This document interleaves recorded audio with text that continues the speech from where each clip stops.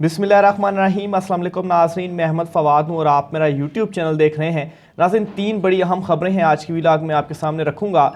सबसे पहले तो मरियम नवाज़ जो हैं वो इस वक्त गुस्से में इतनी ज़्यादा पागल हो चुकी हैं कि नून लीग का कोई भी रहनुमा उनके सामने बात के लिए भी नहीं जा रहा। हुआ क्या है, दो वाक़यात मरियम नवाज़ के हवाले से मैं आपके साथ शेयर करूँगा।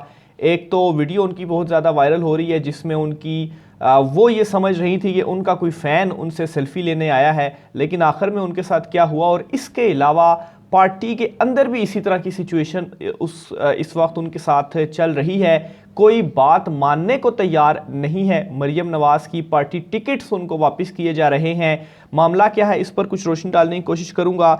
दूसरे नंबर पर नाज़रीन, इमरान खान साहब की जानिब से जो अपनी तैयारियां हैं, फोकस्ड है इमरान खान साहब इलेक्शंस के ऊपर। इंटरव्यूज़ का सिलसिला चल रहा है। ज़मान पार्क में कुछ अहम एक्टिविटीज़ हुई हैं, इस पर भी कुछ तफसीलात आपके साथ में शेयर करूंगा। एक अहम बड़ी विकेट इमरान खान साहब ने उड़ा ली है, इस पर भी कुछ तफसीलात हैं, वो भी आज की व्लॉग में आपके सामने रखूंगा। सबसे पहले तो नाज़रीन शुरू करता हूं मरियम नवाज़ वाला मामला, इस वक्त क्या चल रहा है। तो हुआ इस तरह से है कि इस वक्त इमरान खान साहब के ख़िलाफ़ अब तक जितने भी हरबे इनकी जानिब से अपनाए गए, ताकत की बुनियाद पर भी और जो ज़्यादतियाँ की गई, गिरफ्तारियाँ, हर चीज़ को आप मिला लें, इसके बावजूद भी इमरान खान साहब को ये नहीं गिरा पाए। और अब हालत ये हो चुकी है मरियम नवाज़ की कि वो अपने आसाब पर बिल्कुल कंट्रोल नहीं रख पाई और इतने शदीद वो गुस्से में हैं कि अगर कोई इवन के नौकर वगैरह भी उनके सामने आ जाए तो उनसे भी जो एक गुस्से का इजहार है, जो लबो लहजा है, वो इस तरह से है कि कोई उनके करीब जाने को इस वक्त तैयार नहीं हो रहा।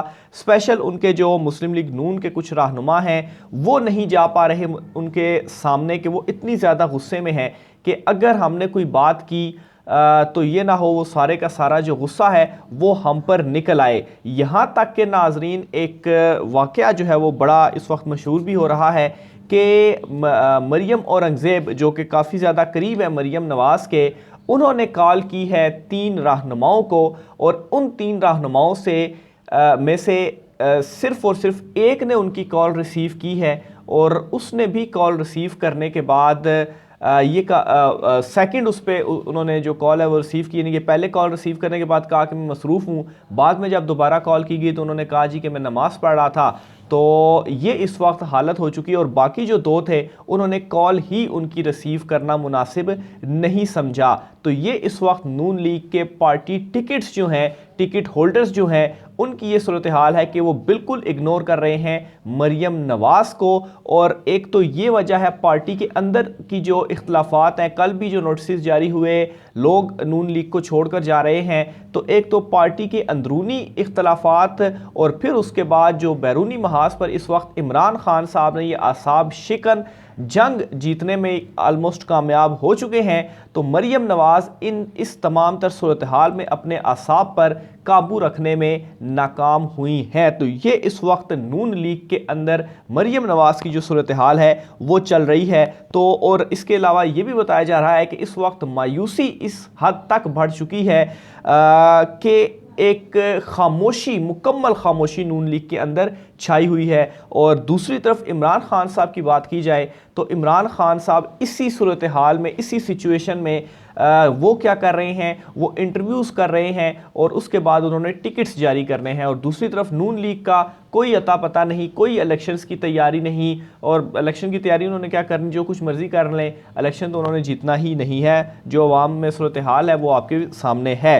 तो बहरहाल इमरान खान साहब इस वक्त ज़मान पार्क में उन्होंने जो इंटरव्यूज़ का सिलसिला शुरू किया हुआ है वो अभी तक चल रहा है। इवन के एक हल्के से अगर 8-10 लोगों ने भी कागजात नामजदगी पाकिस्तान तहरीक इंसाफ की तरफ से, वैसे तो इतने ज़्यादा हैं नहीं, कुछ ही हल्के हैं, अगर इतने भी लोगों ने एक हल्के से कागजात नामजदगी जमा करवा कर वो इंटरेस्टेड हैं पीटीआई की तरफ से लड़ने के लिए, तो वो भी आ रहे हैं और इमरान खान साहब उनसे भी इंटरव्यूज़ कंडक्ट कर रहे हैं। इवन के इमरान खान साहब ने एक पूरे का पूरा जो है वो एक फार्मूला और फार्मूला भी बनाया हुआ है, फिर उसके बाद पूरी डिटेल्स हैं हर एक बंदे की इमरान खान साहब के पास, और उनसे वो कुछ क्वेश्चनिंग भी कर रहे हैं। यहाँ तक कि इमरान खान साहब उनसे ये प्रेजेंटेशन तक ले रहे हैं कि अगर आप इलेक्शन जीत जाते हैं तो फिर उसके बाद आपका विजन क्या होगा, आप अपने हलकों में क्या काम करवाएंगे, लोगों की फलाह बहबूद के लिए क्या काम करेंगे, और जो क्राइटेरिया रखा गया है वो ईमानदारी और वफादारी, ये दो मेन क्राइटेरिया है जिस पर इमरान खान साहब इनको जांच रहे हैं और उसके बाद फाइनलाइज कर रहे हैं, और 15 तारीख तक पार्टी टिकट इमरान खान साहब बाकायदा तौर पर जारी कर देंगे। तो ये दोनों तरफ की जो सूरत हाल है वो मैंने आपके सामने रख दी है। साद रफ़ीक इस वक्त जो नून लीग की सूरत हाल है उसकी कन्फर्मेशन करते हुए उनका एक बयान सामने आया है, वो मैं आपके सामने रखूँगा। बड़ा ज़बरदस्त मज़े का बयान उन्होंने दिया है। वो ये कहते हैं कि एक तरफ हमें कहा गया कि कीमतें बढ़ाओ और दूसरी तरफ इलेक्शन में धकेल दिया गया। तो ये वो लोग हैं कि जो 1 साल कबल इमरान खान साहब को कहते थे कि आप सिलेक्टेड हैं। इस पर भी मैं आता हूं कि आज चूँकि 9 अप्रैल है और 1 साल हो गया है इस इम्पोर्टेड हुकूमत को, और आज ही का वो दिन था अदम एतमाद के हवाले से, जब रात को फिर अदालतों और वो सारा मामला आपके सामने है, वो तमाम तर चीज़ें हुई। बहरहाल इस 1 साल में क्या हुआ, नून लीग मुकम्मल तौर पर तबाह हो गई, और ये लोग जो कुछ इमरान खान को कह रहे थे आज अपने हवाले से अपने मुंह से ये कह रहे हैं। ज़रताज गुल साहिबा ने भी इसको ट्वीट किया है, और ये जो अल्फाज ख्वाजा साद रफ़ीक की जानिब से कहे गए कि एक तरफ हमें कहा गया कीमतें बढ़ाओ, दूसरी तरफ इलेक्शन में धकेल दिया गया। अभी आपसे किसने कहा था कि कीमतें बढ़ाओ और दूसरी तरफ इलेक्शन में आपको किसने धकेल दिया? ये तो आइनी तौर पर असम्बलियाँ तहलील हुई और इलेक्शन में जो है वो जा रहे हैं। तो आप तो इसका मतलब ये हुआ कि असल में आप सिलेक्टेड थे और आप अब भी ये चाह रहे हैं कि इलेक्शंस ना हो। इस पर ज़रताज गुल साहिबा ने भी लिखा है कि इस शेर में शायर अपने न्यूट्रल अब्बू के सामने गिड़गिड़ा कर शिकायत कर रहा है कि जब पाल नहीं सकते तो पैदा क्यों करते हो। तो ये उन्होंने जो है वो तंजिया एक जो ट्वीट है वो इस पर की है। 1 साल मुकम्मल हो गया है आज, लेकिन उस पर आने से पहले मैं आपको एक और जो है वो चीज़ आपके सामने रखना चाहता हूँ। वो ये है कि मरियम नवाज़ की एक वीडियो कल से काफ़ी ज़्यादा वायरल हो रही है, और इस वीडियो में क्या है कि एक खातून है वो उनके पास आती हैं और उनसे सेल्फ़ी लेने का कहती हैं, और मरियम नवाज़ खुशी के मारे कि ये मेरी फ़ैन है और मुझसे सेल्फ़ी लेना चाहती है, वो भी क्या करती है कि खुशी खुशी उन्हें जो है वो कैमरे के सामने आ जाती हैं कि ठीक है आप मेरे साथ सेल्फ़ी लें। लेकिन उसी दौरान वो जो खातून है वो उनसे कहती हैं कि आपने ये एक जो लाइंस हैं वो बोलनी है, और उनके मुताबिक जो है वो उनसे कहती है कि कैन यू से माई फैमिली इज़ थीफ, यानी कि आप ये कह सकती हैं कि मेरा जो ख़ानदान है वो चोर है। यानी कि उन्होंने वीडियो रिकॉर्ड की हुई थी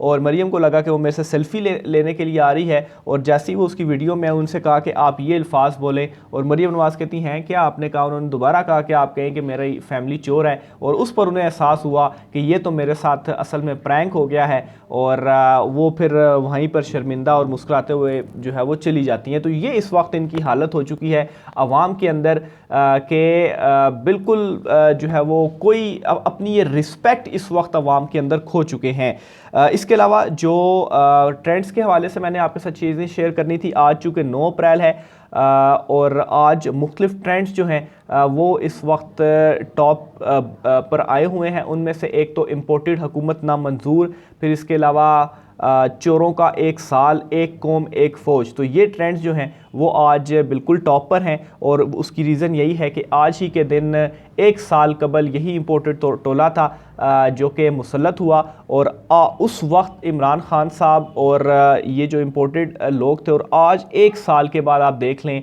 मुल्क की सूरत हाल कहाँ पर है। इवन कि ये जो इम्पोर्टेड टोला था ये ख़ुद इनकी जो चीखें हैं वो भी आप सुने, और इस वक्त इमरान खान साहब कहाँ पर खड़े हुए हैं ये भी आप देख लें। और वक्त ने साबित किया कि उस वक्त इमरान खान साहब ने जो कहा था वो ठीक था, और उसका फ़ायदा भी इस वक्त इमरान खान साहब को ही हो रहा है। मज़ीद मज़ीद कुछ तफसीलात भी आपके साथ में शेयर करता हूँ। पाकिस्तान तहरीक इंसाफ ने एक अहम विकेट जो है वो उड़ा दी है काफ लीग की। वैसे तो काफ लीग आलमोस्ट सारी ही पाकिस्तान तहरीक इंसाफ में आ चुकी है, परवेज़ लाई ग्रुप, लेकिन इसके साथ ही एक और अहम रहनुमा है और ये सीनियर रहनुमा है जिन्होंने बाकायदा तौर पर पाकिस्तान तहरीक इंसाफ में शिरकत इख्तियार कर ली है। काफ लीग के सीनियर रहनुमा ने साथियों समेत तहरीक इंसाफ में शमूलियत का ऐलान कर दिया। तफसीलात के मुताबिक नारंग मंडी से मुस्लिम लीग काफ की अहम विकेट गिर गई है। साबिक मुआवन खसूसी वज़ीर आला पंजाब इफ्तिखार अहमद साथियों समेत तहरीक इंसाफ में शामिल हो गए हैं। मुस्लिम लीग काफ के रहनुमा इफ्तिखार अहमद कुछ अरसे से तहरीक इंसाफ के लीडरान से राब्ते में थे। उन्होंने अपनी शमूलियत का बाकायदा ऐलान PTI सेंट्रल पंजाब की सदर डॉक्टर यास्मीन राशिद से मुलाकात के दौरान किया। तो इस मौके पर उन्होंने गुफ्तगू भी की और ये कहा कि इमरान खान की शख्सियत से मुतासिर होकर तहरीक इंसाफ में शामिल हुआ हूँ। तो इफ्तिखार साहब जो हैं ये मुआविन खसूसी भी हैं और अहम और सीनियर जो है वो लीडर भी हैं। तो ये पाकिस्तान तहरीक इंसाफ में शामिल हो चुके हैं। तो बहरहाल आप देख लें कि इस वक्त दोनों तरफ का जो माहौल है वो क्या है। एक कंपैरिजन मैंने आपके सामने रखा कि इस वक्त नून लीग के अंदर क्या चल रहा है और दूसरी तरफ पाकिस्तान तहरीक इंसाफ, यानी कि चौथे गियर में पाकिस्तान तहरीक इंसाफ चल रही है। वो तो टिकटों की तकसीम भी कर रहे हैं और दूसरी तरफ नून लीग ये कह रही है जी कि हमें आपने इलेक्शन में क्यों धकेल दिया। अब भी इनकी कोशिश है कि किसी तरीके से इनको जो NRO है वो मिल जाए। बहरहाल वो NRO नहीं मिलना। अली अमीन गंडापुर के हवाले से भी कुछ तफसीलात मैं आपके साथ शेयर करता चलूँ, क्योंकि उनको गिरफ्तार किया गया था और गिरफ्तारी के बाद फिर उनको इस्लामाबाद पुलिस के हवाले कर दिया गया और आज उनकी हवाले से तफसीलात आ रही हैं कि एक रोज़ा जिस्मानी रिमांड जो है वो उनका मंजूर हो गया है और एक रोज़ा जिस्मानी रिमांड पर वो इस्लामाबाद पुलिस के हवाले कर दिए गए हैं। तफसीलात के मुताबिक नाज़रीन, पुलिस की जानिब से अली अमीन गंडापुर को मुंह पर कपड़ा डालकर आज ड्यूटी मजिस्ट्रेट नवीद खान की अदालत में पेश किया गया। अदालत ने दौरान समाअत ये रिमार्क्स दिए कि अली अमीन गंडापुर को कल इंसदाद दहशतगर्दी की अदालत में पेश किया जाए। FIR की तफसीलात आपके सामने रखता हूँ कि FIR असल में है क्या। FIR के मुताबिक नाजरीन, ये बाबर अवान की जानिब से भी आज अदालत में ये पढ़कर भी FIR सुनाई गई। वो ये है कि टेस्ट का जो प्रोसिक्यूटर हैं बाबर अवान साहब, उनकी जानिब से आज दलाल देते हुए ये कहा गया कि टेस्ट कराना है और जहां कैंप था वहां से सबूत इकट्ठे करने हैं। अच्छा सॉरी, प्रोसिक्यूटर बाबर अवान नहीं, जो दूसरी साइड से हैं, जो जिन्हें इन्हें गिरफ़्तार किया और हुकूमत की तरफ हुकूमती वकील जो हैं उनकी बात कर रहा हूँ। तो उन्होंने आज ये दलाइल दिए कि टेस्ट वगैरह कराना है, सबूत इकट्ठे करने हैं। RDO में अली अमीन गंडापुर ने इस्लामाबाद पर हमला आवर होने का जिक्र किया। इन्होंने पुलिस के खिलाफ असला इकट्ठा करने समेत दीगर धमकियाँ दी। मुलजिम ने इस्लामाबाद पर हमला आवर होने की धमकियाँ दी। सब दिफात शदीद नोयत की हैं जिन पर ज़मानत नहीं हो सकती। इस्लामाबाद और पिंडी के वस्त में असलहा जमा करने का कहा गया। इस्लामाबाद पर बज़ोर ताकत कब्ज़ा करने का प्रोग्राम बनाया गया। इसके अलावा जुडिशल कम्प्लेक्स पर हमले का ये हिस्सा है। इन तमाम दिफात में ज़मानत नहीं हो सकती। इन केसेस में 90 दिन तक रिमांड पर भेजा जा सकता है। जज ने सवाल पूछा इन दलाइल के ऊपर कि आपने तो 15 दिन रिमांड की दरख्वास्त की है। प्रोसिक्यूटर ने बताया हमने कम से कम 15 दिन रिमांड की दरख्वास्त की है। तो फिर इसके बाद बाबर अवान की जानिब से जो FIR है वो पढ़ी गई और वो FIR भी मैं आपके सामने रखता हूँ कि क्या है। FIR के मुताबिक अली अमीन गंडापुर के वकील बाबर अवान ने दलाइल देते हुए कहा कि मैं FIR पढ़ना चाहता हूँ, कम अज़ कम हंसने की इजाज़त दी जाए। FIR में तारीख़ और वक्त 29 दर्ज है जो बहुत अहम है। बाबर अवान ने कहा कि दरख्वास्त में पुलिस और ज़िम्मेदार का नाम नहीं। दरख्वास्त में कहा गया कि घर बैठा था और TV पर अली अमीन गंडापुर की ऑडियोज़ चली। इससे कबल मरीम नवाज़ की ऑडियोज़ आई, साबिक चीफ जस्टिस की आई। वकील सफाई बाबर अवान ने कहा कि इल्ज़ाम में एक हिस्सा गुफ्तगू और दूसरा जंग का है। हम गुलभूषण को सज़ा ना दे सके। अब अली अमीन गंडापुर को बुलाया है। एक मजिस्ट्रेट हैं जिन्होंने मुकदमा दर्ज कराया है। बाबर अवान ने कहा कि मजिस्ट्रेट खुद रिमांड देते हैं और जुडिशल काम सर अंजाम देते हैं। जो पुलिस वाला धमकी से डरा इसने भी मुकदमा नहीं दिया। तो बहरहाल ये आज कुछ जो आर्गूमेंट्स थे, कुछ दलाइल वगैरह थे, वो आज हुए और एक दिन का जो जिस्मानी रिमांड है वो बाबर अवान का आज अली अमीन गंडापुर का हो गया है और पुलिस के हवाले कर दिया गया है। आखिर में आज वफाकी काबीना का इजलास इस वक्त चल रहा है। इस हवाले से भी जो तफसीलात हैं वो मैं इकट्ठी करने जा रहा हूँ, क्योंकि आज छुट्टी के रोज़ भी ये इजलास हुआ है। तो ज़ाहिर सी बात है, बड़ी अहम चूँकि इस वक्त मामला चल रहे हैं तो इस पर भी इंशाल्लाह मैं आपको अपडेट करूँगा। और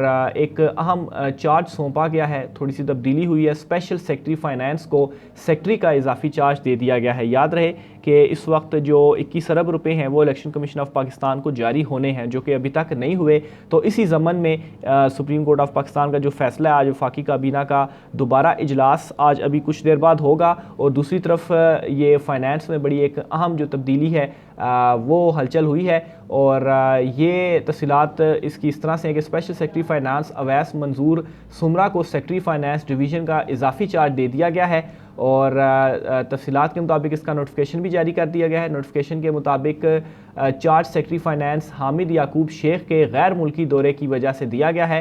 हामिद याकूब शेख 12 से 21 अप्रैल तक गैर मुल्की दौरे पर हैं। तो ये नाज़रीन आज की हम तफसीलात थी। राय का इज़हार कीजिएगा। मुझे इजाज़त दीजिए। अल्लाह हाफ़िज़।